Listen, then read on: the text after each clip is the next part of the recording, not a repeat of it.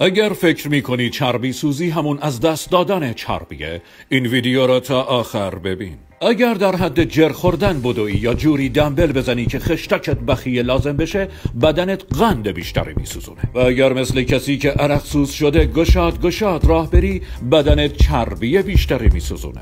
پس یعنی ورزش با شدت متوسط بهتره؟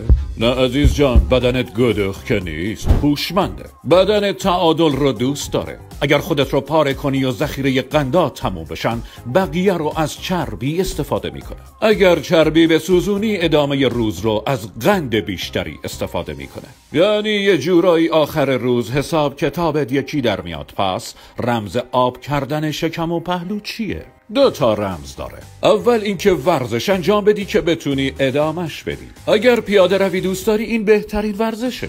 دویدن یا وزنه زدن دوست داری، همونو انجام بده. ولی اینو یادت باشه، رهرو آن نیست که گهی تند و گهی گشاد رود. رهرو آن است که پیوسته و با نشاط رود. رمز دوم و مهم بعدی کالری منفیه. یعنی مجموع دریافتیت باید از مصرفت کمتر باشه. این پست رو هم بفرست برای اون رفیق تا یاد بگیره چطور از شر چربی های فادرلس خلاص بشه و فاکریش کن.